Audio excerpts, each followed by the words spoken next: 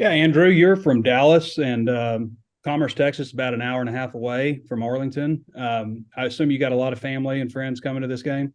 Yeah, got about, I want to say like probably 15, trying to get 15 to come.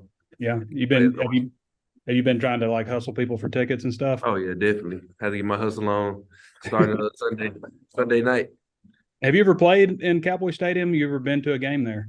Oh yeah, I've been in a lot of like state championship games there. I not played in, but like actually watched. But I played last time I played Cowboy State. It had to be like Little League or something. I never played in there like on a big atmosphere though. Mhm. Landon, you're a little farther away, but still a Texas guy. You got a lot of family coming. Yeah, I got quite a bit. Got a lot that I'm trying to get tickets for, and then a lot that I've kind of told, like, hey, you might have to buy a ticket. But Yeah. so, I mean, I got quite a bit of family coming up. Have you ever played in the stadium? Yeah, I've played there 3 times because we went to state my freshman, sophomore, and junior year, and then won it my freshman and junior year. Yeah, So I I played mean, there 3 times. obviously, yeah, obviously you played in college. What was it like against LSU playing your former team? We didn't get to talk to you last week. What was the emotion like? And I guess seeing a lot of guys that you knew. Man, it was great. I got to go against my roommate Garrett Dellinger, who is currently their starting right guard. So chopped it up with him quite a bit after the game.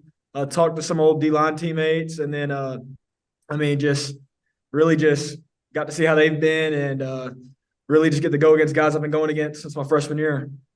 You guys got off to a really great start against them, and then obviously right before half they scored, and then they just scored every single drive. What do you think happened that changed? Obviously, there's some adjustments being made by them, but what do you think, from your vantage point, happened to allow them to be so much more productive in the second half? Yeah, I think our defensive front needs to be more like we need to go out there and be ready for the tempo more. I think last week they started tempoing, and I guess our defensive line just, I mean, we got to be able to still play the same when they're tempoing us that Mm-hmm. we do whenever they're not. So I think that played a big part in it. And then also, I mean, we just got to play better football. We got to have less penalties, and I mean, just play cleaner ball. Thanks, fellas. Yeah. Hey, Andrew, I wonder if you've gotten a sense from Coach Pittman or just teammates on like maybe the importance of this rivalry and how big the game is for the Razorbacks. I mean, every game we play this year is going to be a big game for us. We try to go in every game, try to prepare every game the same way. Just making sure that the team we're playing this week is, the only thing that we're focused on is. And so I feel like, away from the rivalry part, it's just another game that we have to go in and try our hardest to dominate in. All right. Hey, Landon, you were part of last year's game, and that's kind of how they've finished for the Razorbacks in recent years.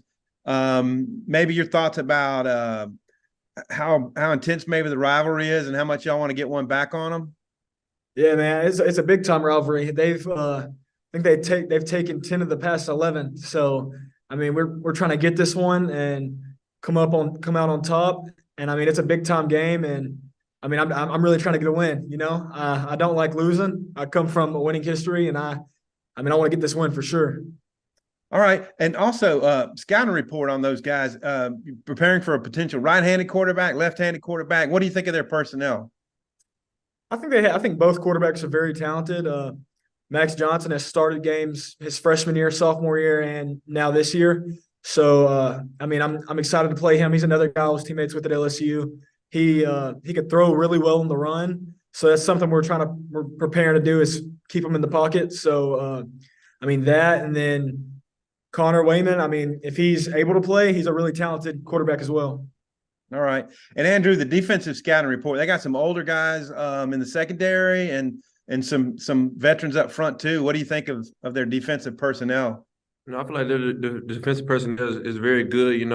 All credit to those guys over there. I know they're preparing just like as hard as we're preparing, and we're just going to go out there and find ways to attack their defense in any way possible. Bob. Hey, Andrew, you played at Texas A&M Commerce, which I guess is kind of like the Aggies, younger brother or something. Yes. I had a A&M guy tell me that A&M recruited you pretty hard too. What's it like for a guy who was started his career at Commerce to play, the big A&M? And did A&M recruit you, and how much consideration did you give him?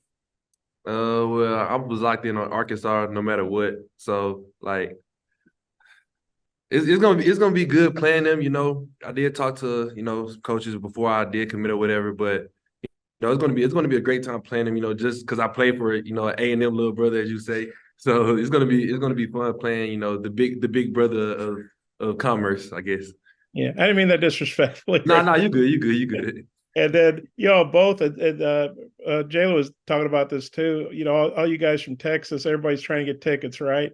So how Mhm. competitive is it? And do you guys, I don't know, are there some tricks to maybe? Oh, I thought I was going to get those tickets, but this guy got them. What's that like during the week? I guess the competitiveness of trying to score as many tickets as you can. Man, I told my family, I told them on our family group chat, I got a guaranteed four. If you want to for sure be able to come and you're not mom, dad, brother, fiance, you better just go ahead and buy a ticket because there ain't no promises. You gotta go to the low. You gotta go to where nobody think you're gonna go. You know, that's people you gotta go to that nobody think you'll go to. So that's the little trick. So You don't air this until I get the tickets. Well, I don't know. I don't have anything to do with that. But and then KJ's on the he got 77 touchdowns. I guess they call it accounted for, passing and running, and he's about to break the school record for that. Just what do you guys think? Andrew, obviously you haven't been around KJ super long, but what do you guys think about KJ? What makes him such a productive quarterback? I mean, KJ just, it's KJ. You know, he stays in the film room. He pays attention to the defenses. If he sees anything wrong, he talks to all of us about what we can do better, what he can do better, even if he messes up. And he just takes accountability for everything, even if he's not in the wrong, he's just a great guy, great quarterback, and make sure everything's run as smoothly as possible. Landon, you've obviously gone against KJ in practice a lot, and you get to watch him some in games, I guess, a little bit when you're not talking to your coaches. Just as from a defensive standpoint, what makes KJ so tough to defend? Man, he's what makes the offense run. He's the engine to the offense. So, he can run the ball, he can throw the ball, and he's a really talented quarterback. And I think all of his leadership qualities is what makes him as talented as a quarterback as he is. I guess you don't get to hit him in practice, and nor should you. But what do you think makes him so tough to tackle? Because we've seen all these videos of guys bouncing off him and stuff like he's wearing armor or something. What do you think makes him so tough to bring down? Man, you would think he has eyes all around his head because, he'll get hit from behind and won't really budge. So, I think he has really good balance and really elusive. Hey, let's go one more. I've had a lot of people ask me this week, how do you think the teams are doing? A couple of really tough losses, tough game coming up. I said, man, I don't know. I'll ask the players when we get them. So for each of you, maybe Landon, you could take it first. Kind of what's the mindset? How are you guys hanging in there? Yeah, we're just really trying to stay together, that's the only way to bounce back from two losses is to stay together and man, let's go get this game. We can't separate and start point fingers and stuff. That's not the way you go on to win games. You got to put the losses behind you and go on and continue the season. Just like Landon said, we seen the games that we lost. BYU we lost by a touchdown. LSU we lost by 3 points. So we know how good of a team we can be. Because if things fall our way like we wanted them to, there's no question about we could have been 4-0. Going into A&M, with our head very high, and our head is still high because, like I said, we lost by 3. We lost by 1 touchdown. So, like I said, we know how great we can be as a team, and we're just going to go out there and just compete, and play like we're 4-0, trying to still go undefeated. Thanks, guys. Jackson. Andrew, I know you and Isaac have, gotten some pretty consistent targets over the course of the year, but last Saturday was the first time Tyrone really got going in the offense and had the touchdown. Just have you seen any added confidence from him this week, and how good is it to kind of get him involved in the offense? Man, it was great seeing him score that touchdown because me and him were talking literally the night before, about the opportunities there. I told him that night. I don't want to sound like LeBron or anything, but I knew that night, the day after he was going to score a touchdown, so I told him, just go out there and just do your thing. You're going to score. So I know, it was great. And I was really happy for him. I feel like his confidence, he's been very confident with just his play style and things like that. So I feel like, throughout the season, he's going to just continue to build and build.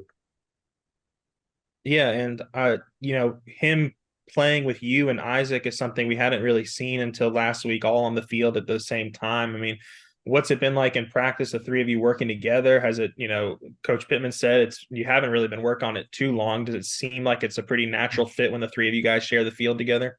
Yeah, it's pretty natural, We all out there, like I said, we are transfers. We all came in together, so all of us on the field at the same time. It was just everybody just know their job, know what they have to do.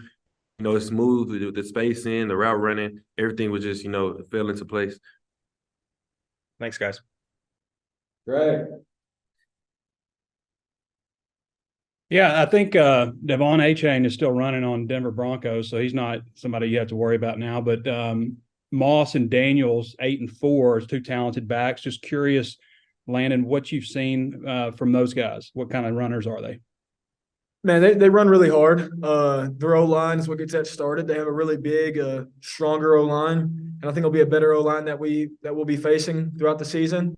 But I still to this day think we have a really talented defensive front, and I think we'll be able to shut it down if we just play the way I know we can play. Yeah, can you expound a little bit more on that on the offensive line? Just what makes them a good front?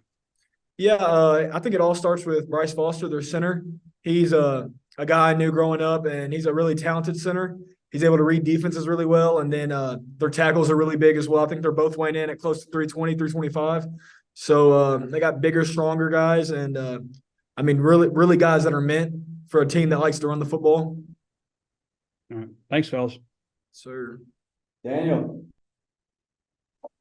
Hey, Andrew, Coach Pittman talked about on Monday having to get the play call in faster because y'all burn timeouts on the play call. Just what have y'all done in practice this week to kind of fix that, or what have the coaches talked to y'all about?